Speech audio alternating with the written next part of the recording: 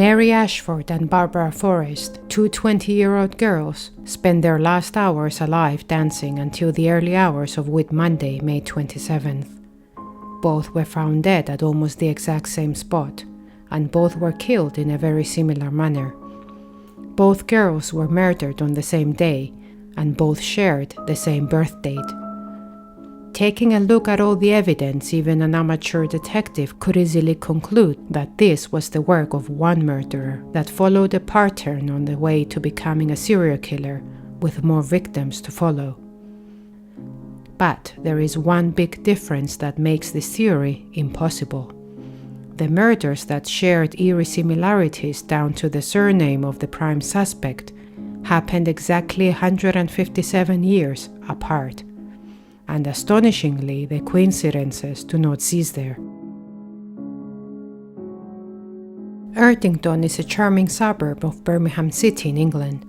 In 1817, it mainly functioned as a working-class small village, with a community where everyone knew each other. A dark chapter of two unsolved murders was written twice in Erdington's history, and continues to haunt its residents. On Whit Monday, May 27, 1817, a man heading to work stumbled upon a chilling discovery.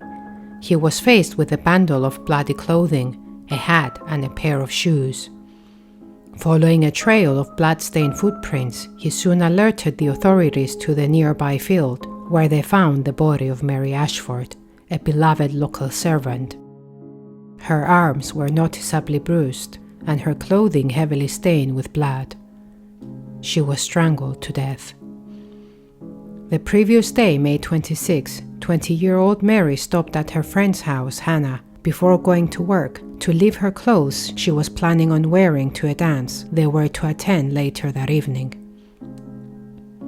At 6 p.m., Mary returned to Hannah's house to change into her party outfit, and the two set off to the dance in Tyburn House Inn. At the dance, Mary met with her date Abraham Thornton, and Hannah with hers, and all four spent the rest of the night dancing. At around midnight, the two couples left the dance and started walking towards home, and at some point Mary and Thornton separated from their friends and went off on their own for an intimate night. Few minutes after 4 a.m., Mary returned to Hannah's house, escorted by Thornton, who was waiting outside for her to change back into her work clothes.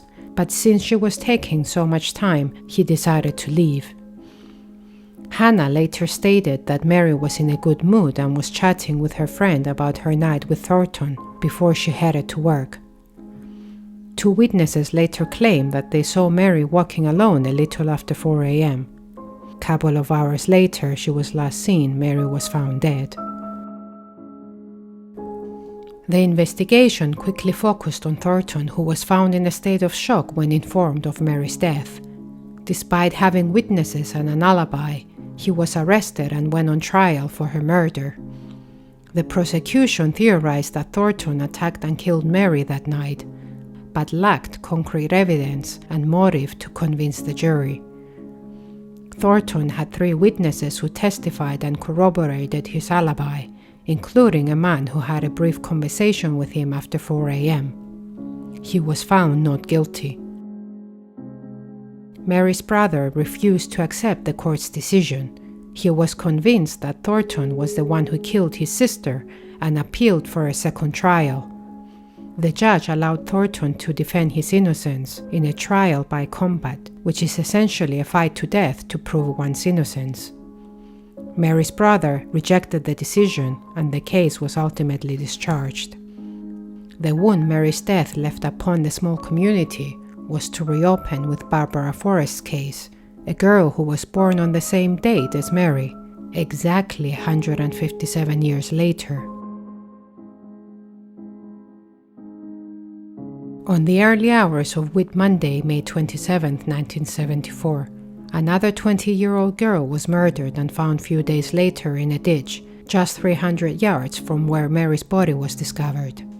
The victim, which also showed signs of strangulation, was Barbara Forrest, a child nurse working at a nearby children's home. On the night of May 26, similar to Mary's last few hours alive, Barbara attended a night of dancing with her boyfriend. She too went to her best friend's house after work to change outfits prior to going out. As reports stated, when their night of fun ended, Barbara was accompanied by her boyfriend to the bus stop at around 1 a.m. before he took off to catch a different bus. And that was the last time he had seen her. Over 100 detectives got involved in searching for clues and witnesses, and finally zeroed in on Barbara's co-worker named Michael Ian Thornton. After finding bloodstains on Thornton's pants and uncovered a false alibi from his mother, they arrested and charged him with the murder of Barbara Forrest. Just as with Mary's prime suspect, Abraham Thornton, Michael Ian Thornton was taken to court 157 years later and was found not guilty due to lack of concrete evidence. And to point out yet another similarity, Barbara's sister also believed in Thornton's guilt despite the verdict the jury delivered. Almost 40 years after Barbara's murder, her sister broke her silence and pleaded for the case to be reopened and to proceed with DNA testing. Both murders remain unsolved. In a fate akin to a parallel universe, both girls had some sort of premonition for the ill fate approaching before they died. Mary Ashford reportedly told her friend's mother that she had bad feelings about the week to come. Barbara Forrest also confided in a co-worker 10 days before her murder, "This is going to be my unlucky month. I just know it. Don't ask me why."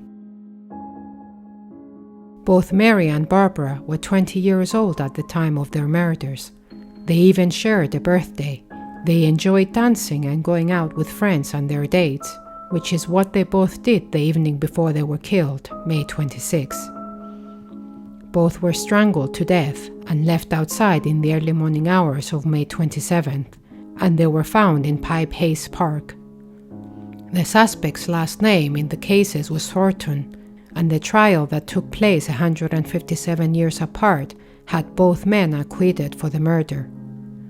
Barbara and Mary's siblings disagreed with the jury and voiced their frustration. And lastly, both girls had a similar intuitive forewarning of the inauspicious days to come. How could these two killings that happened over 150 years apart be so shockingly similar? Could this be a mere coincidence, or could fate have them connected somehow?